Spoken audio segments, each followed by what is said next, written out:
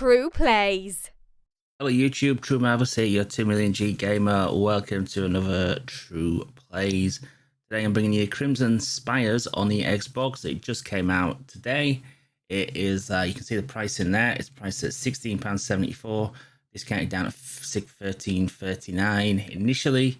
And that's going to be for the next 13 days. That will probably equate to about $20, I would imagine, with a discount a little bit below that. So we're going to jump into the game. Apparently it's a visual novel, but with more interactive sections of it. Like I think you walk around in first person. And it's a vampire themed game, as you can tell. I love the art style. That is a great splash screen, I have to say. Really good splash screen. Crimson Spires, here we go.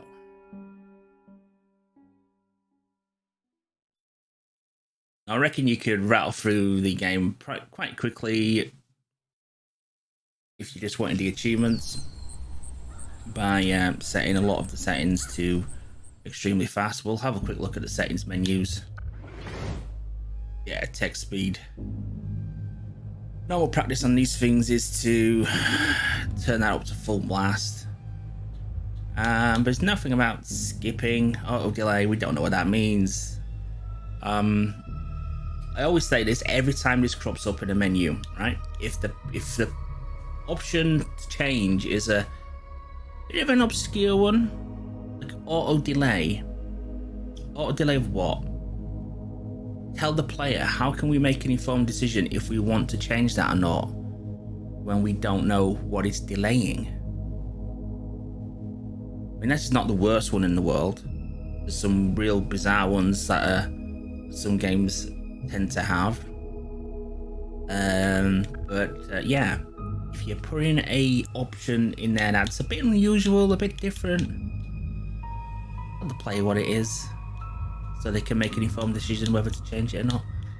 Anyway, let's have a quick look at the achievements. There's only 12 of them. I mean, 100% of people who've played the game have all the achievements. So from that, I think we can conclude that it's all story based. So let's jump in.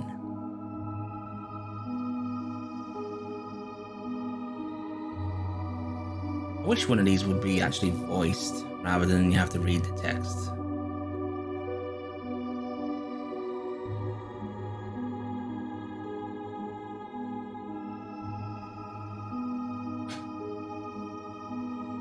Pretty long load.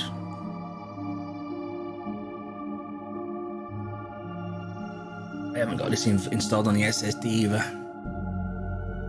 I believe that the whole world is an enigma, a harmless enigma that is made terrible by our own mad attempt to interpret it as though it had an underlying truth. Umberto Eco. Otto's Pendulum. Is that a real quote, or is that a fictional quote made by the game? I have no clue.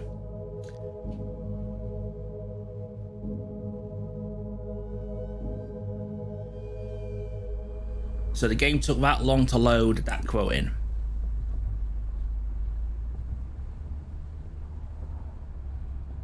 A brisk autumn evening, the drive from Cape Girardeau to St. Louis feels like my reward for a job well done. The air is sharp and crisp, colours dance before my eyes from the shifting sunset. It all seems so perfect and peaceful. Till bloody mobiles. Okay, this is Special Agent, right? I'm currently driving on interstate, so please call back unless this is urgent. Where Erica? We look a happy Erica, don't we? She's got a right frown on her face. Morris. How many characters have been called Morris in games lately? You seem to have been counting a lot of Morrises. Erica, thank God. Chief Morris, I can give you a full report of the trial tomorrow morning. Right now, as I said, Yes, I know how you feel about vehicle safety, but this is urgent. Where are you right now?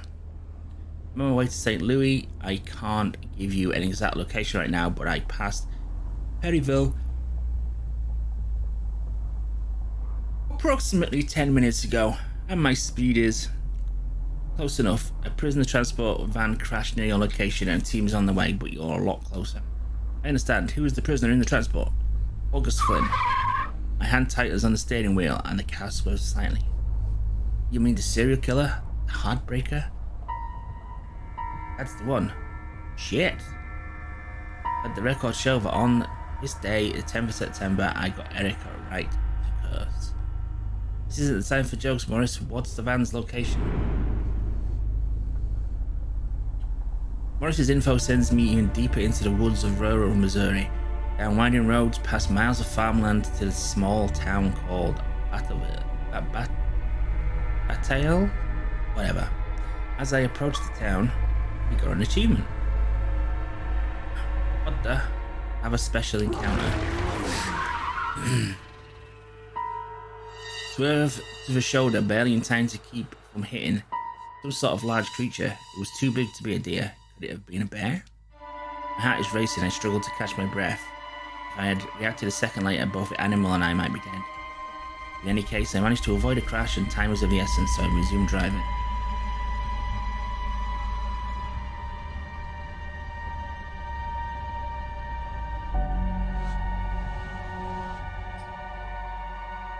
I don't get much further before I see it. A crunched van leans face first against the side of the road.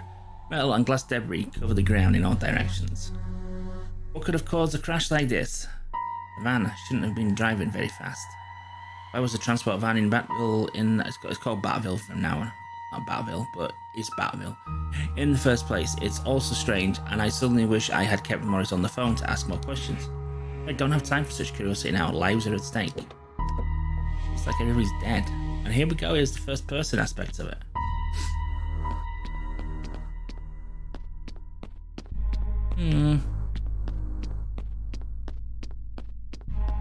Not very detailed, is it really? Prisoner. Yeah, I'm sure they let prisoners Has he got a coat on or is he bare chested? I think he's got a coat, hasn't he?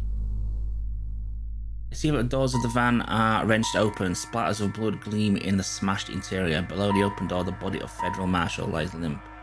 I see several dead bodies around the van. It's probably they died from the injuries in the crash, but one of them. I lean down to examine his injuries. His neck is red and scraped. It seems he was strangled to death. August Flynn did this. That's jumping to a conclusion. My hand goes to my gun. I straighten back up and I scan the area. I see a small splash of blood several yards away. Perhaps August or another survivor fled the crash while wounded. A blinding flash of lightning splits the sky. Thunder shakes the earth right after, punching my eardrums. I see the silhouette of a large mansion on the hill in the distance. No time for sightseeing. A dangerous killer is on the loose. I thought that was a prisoner. I thought it was bare chested with tattoos all over him, but it is indeed a jacket. Yeah, these graphics are very basic. I mean, look at the textures of the road. Extremely basic.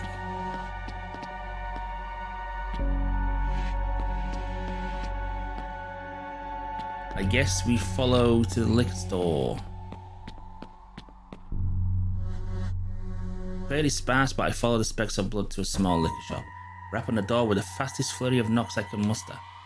FBI, please answer the door. This is Special Agent Erica Wright with the door wrenches open. On the other side stands a gruff, dishevelled man in his 50s. I flash my badge at him. FBI, what the hell are you doing here? Don't tell me you didn't hear all that going on outside, mate. Honestly. Sir, were you aware of a crash just down the road? Just down the road? It was next to your shop. Seriously. What crash? I guess I heard something, thought it was thunder. Sir, has anyone suspicious or unfamiliar come to the shop within the last 15 minutes? Just some FBI agent, but he's funny, innit? I swallow my frustration and conclude that this man will be of no help to me whatsoever. A dangerous criminal is in the area. Please remain indoors and alert authorities if you encounter a Caucasian male in his 30s with blonde hair. Any criminal I meet can say hello to the Remington 12 gauge I keep at my desk. Thanks for your concern, officer, but I'll just be fine on my own. It's a door in my face. The sky grumbles. I look up and a heavy wave of rain rushes to the earth. Blood was hard enough to see in the dark. Now it's hopeless. Clearly August was heading away from the town. I doubt he'd go into the woods during a storm. So all I can do is head down the highway.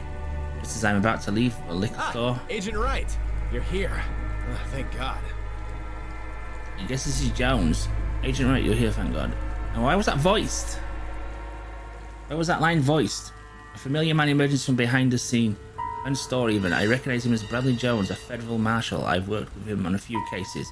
He's covered in blood. He was likely one of the officers transporting August and the only one who survived the crash. And why is he completely dressed differently to all the rest of the marshals? It's good to see you, Jones. Catch me up on what's going on here. We pulled up at a gas station just outside of the tail. Just as we were pulling out, something... I think a bear appeared next to the van. Bear? I mean, I know it sounds crazy, but something was definitely there. Finlay, the driver, he started to have a panic attack. If you're voicing this conversation, right, why is only one side of it voiced? Why is the main character not voiced? Bit of an odd decision, in my opinion. He thought it was chasing us. Bears don't usually chase cars. I tried to get him to calm down, but he wouldn't stop speeding. I offered to drive, but he refused to stop. Someone grabbed the wheel. It might have been me. You didn't know if you grabbed the wheel or not? Then everything went black.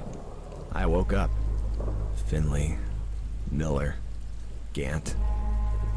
They were all dead. I guess I was the lucky one.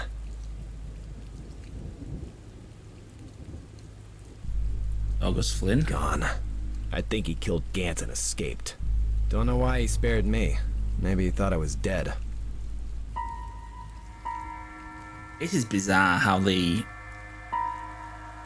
non-player character is voiced. I thought he might be hiding behind the store. He definitely didn't head into town, and there's nothing that way for miles. More agents are on the way. We'll canvass the woods when... Well, if I'm gonna sit here and wait for him, not after what that monster did to Gant. Not Gant. I wasn't planning on waiting. Every minute he gets further away. Are you okay to keep going? My head hurts, but nothing I can't deal with. He's on foot. He's injured. He's headed this way, so I hope we can catch him. We're on foot. Thanks for the help, Agent Wright. I'm so glad you're here. Oh, he got a crash. Well, I guess until the cavalry arrives, it's just the two of us. Oh, he winked. Cringe. Let's get to work. We search the nearby road and woods, but we find no more signs of the Heartbreaker. Meanwhile, Jones is more injured than he's letting on, dragging his foot behind him. Start to wonder if he left the trail of blood himself. If so, are we even going in the right direction? I suggest we return to my car and continue the search by vehicle. Jones agrees and we retrace our steps back to the crash. Suddenly another flash of lightning distracts me just for a second. I see a dark shape on the edge of my vision. I have to turn. Erica, watch out! He's voiced again.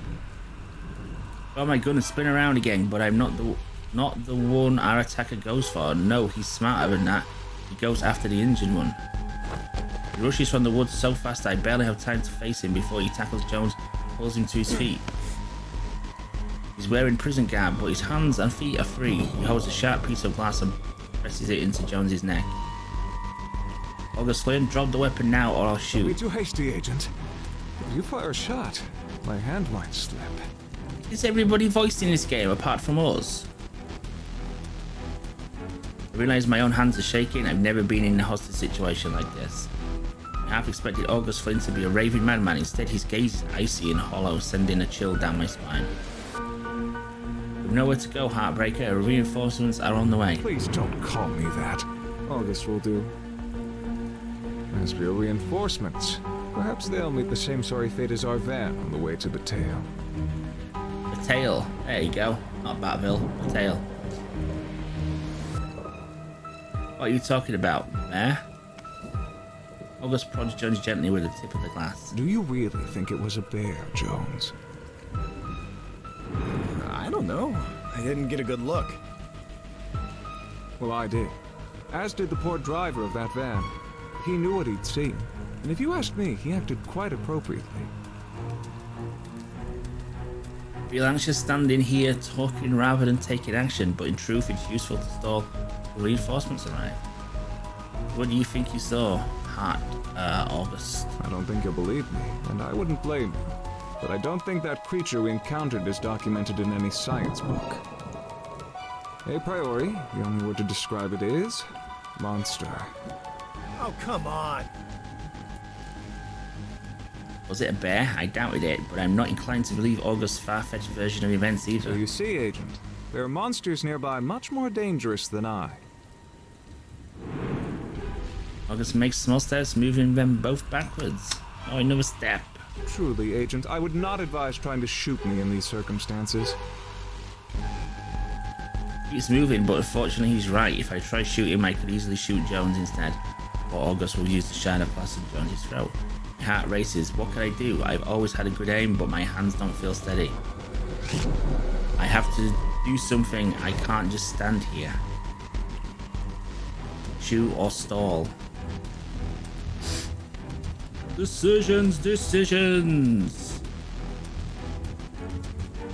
Is there anything in the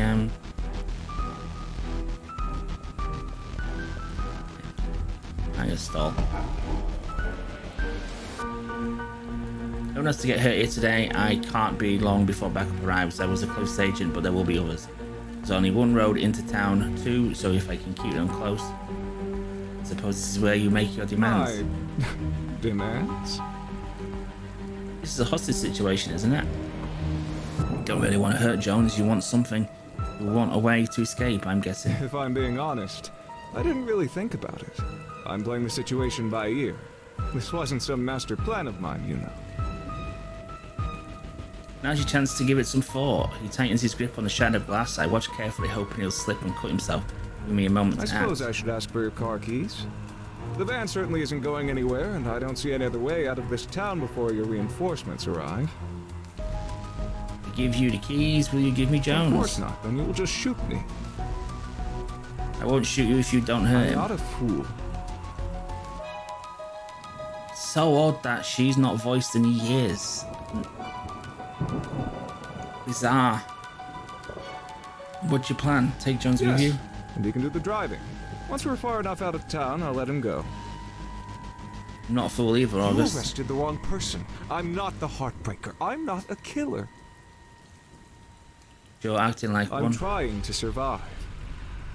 He's talking. That's good. Maybe I'll keep him occupied a little longer. And tell me, what's your side of the story? Why were you You're arrested? going to have to ask your colleagues that. No, I think you're trying to stall, so...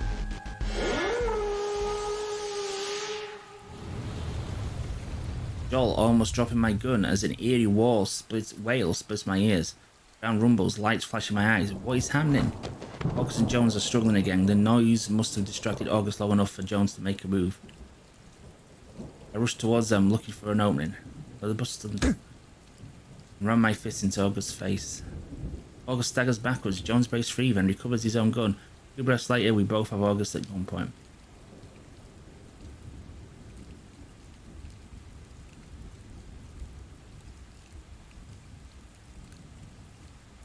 August meanwhile stares at something else. What the?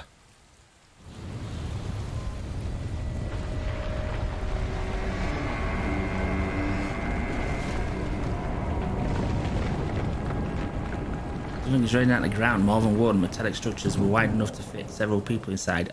Tall enough to... I don't even know how tall they are, because they seem to stretch into the sky. For a moment I wonder if they will keep rising, but they have finally stopped. I struggle to remember my purpose. I lift my gun and advance on August again. Get on your knees. His face pale, August complies, his gaze remains on the tower. It's happening. What's happening? Do you have any idea where this is? Where this tower came from even? Jones seems to have forgotten about August completely. He approaches the tower gaping. There's some sort of mechanism on the left and right side, like a laser sensor. He's walking around, his hand passing over the sensor.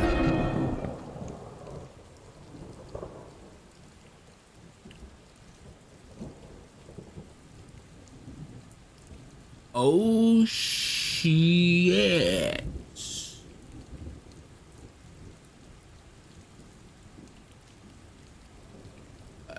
Don't touch the laser sensor.